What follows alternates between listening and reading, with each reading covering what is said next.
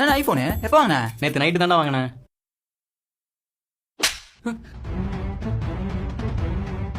இப்ப எதுக்கு நடிச்சீங்க? நீ பண்ணதுக்கு இன்னும் ஒரு அடியோட விடுறேன். வேற யாராவது இருந்திருந்தா போலீஸ் கம்ப்ளைண்ட் கொடுத்து ஜெயில தள்ளியிருப்பேன். நான் என்ன பண்ணேன்? நீ என்ன பண்ணனு உனக்கு தெரியாது.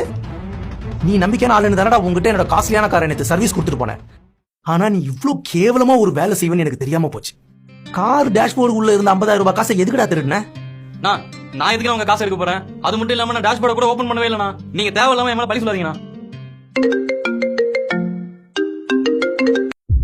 நீ மெக்கானிக் ஷெட்ல தானே வேலை செய்யற, அப்புறம் எப்படா காஸ்ட்லி போனு, அதுவும் ஐபோனு? இது நீ என்னோட காசுல தானே நீ வாங்கியிருப்ப? இல்லண்ணா, நான் ஒரு வருஷமா சீட்டு போட்டுட்டு இருந்தேனா, அந்த காசுல தானே இந்த போன் வாங்கினேன். நீங்க வேணா எங்க ஏரியால வந்து கேட்டு பாருங்கண்ணா. இங்க பாரு, நீ திருடுனது கூட நான் மன்னிச்சிருவேன். பாவம் புள்ள குட்டிக்காரன் ஏதோ தெரியாம பண்ணிட்டான்னு விட்டுருவேன். ஆனா என்கிட்ட பொய் சொல்லாத, அது எனக்கு சுத்தமா பிடிக்காது. நான் எதுக்கு போய் சொல்லணும்? என் குழந்தை மேல சத்தியமா சொல்றேனா, நான் உங்க காசு தெரியலண்ணா. நீங்க வேற எங்கேயோ மிஸ் பண்ணிட்டு வந்து என்கிட்ட கேக்குறீங்க. மாட்டிக்கிட்டுமே நடிக்கிறியா?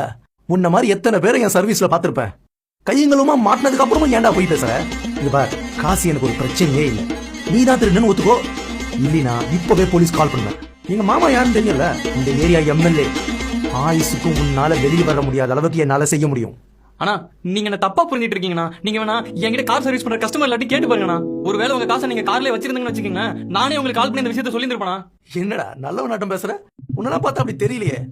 ஆலயம் மூஞ்சும் பார்த்தா திருட்டு நாய் மாதிரி தெரியுது. அண்ணா, இன்னொரு தடவை திருடன்னு சொன்னீங்க, அப்புறம் உங்க வயசு கூட மரியாதை கொடுக்க மாட்டேன் பாத்துக்குங்க. என்ன பண்ணுவ? சர்வீஸ்க்கு வரவங்க கிட்ட திருடி திங்கிற நாய் உனக்கே இவ்வளவு திமிரு இருக்கு. நாய்க்கு எனக்கு எவ்வளவு இருக்கும்? வாடா போலீஸ் ஸ்டேஷனுக்கு. நான் யாரு, என் பவர் என்னன்னு காட்டுறேன்.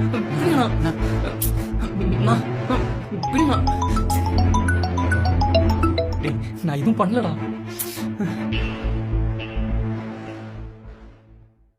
காசு நீ திருடலப்பா, என் ஒய்ஃப் தான் எடுத்திருக்காங்க. இதத்தான நான் அப்பத்துல இருந்து சொல்லிட்டு இருந்தேன். ஆனா நீங்க நான் சொல்றது எதுவுமே காதுல வாங்காம எங்க மாமா எம்எல்ஏ நீ போலீஸ் ஸ்டேஷனுக்கு போலாம் வா அப்படின்னு சொல்லி அடிச்சு செட்ல இருந்து வெளியே எடுத்து வரீங்க. தம்பி, நான் இதுவே உங்களுக்கு மேல இருக்கவங்க இப்படி பண்ணிருந்தா அவங்க கிட்ட என்கிட்ட நடந்துக்கிட்ட மாதிரி தான் நடந்துட்டு இருப்பீங்களா? நாங்க உங்களுக்கு கீழே இருக்கிற ஒரே காரணத்துக்கு கேட்டா என்ன ஏதுன்னு கூட கேட்காம மேல கை வைக்கிறீங்க. அப்படிலாம் இல்ல தம்பி, நான் என்ன சொல்ல தெரியாம பண்ணிட்டேன், மன்னிச்சிருன்னு சொல்ல போறீங்க அதானே? நீங்க பண்றதெல்லாம் பண்ணிட்டு நீங்க மன்னிப்பு கேட்பீங்க, நாங்க உங்க மன்னிக்குமா? ஏழைங்க நாங்க, எங்களால உங்களை என்ன பண்ண முடியும்? தயவு செஞ்சு கிளம்புங்கண்ணா, கிளம்புங்கண்ணா. தம்பி, இந்த காரை சர்வீஸ் பண்றியா? நான் காரை ஒண்ணுக்கு முன்னாடி நல்லா செக் பண்ணிக்கோங்கண்ணா. இப்ப நாளைக்கு மணி ஏதாச்சும் காரணம் எங்களுக்கு வந்து பிரச்சனை பண்ணாதீங்கண்ணா. முடியலண்ணா எங்களால, தயவு செஞ்சு பாருங்கண்ணா. இதுவும் பிரச்சனை இல்லைண்ணா. ஒண்ணும் இல்லடா. ஆனா கொஞ்சம் தப்பா நினைச்சுனா அந்த காசு போன் வாங்கி.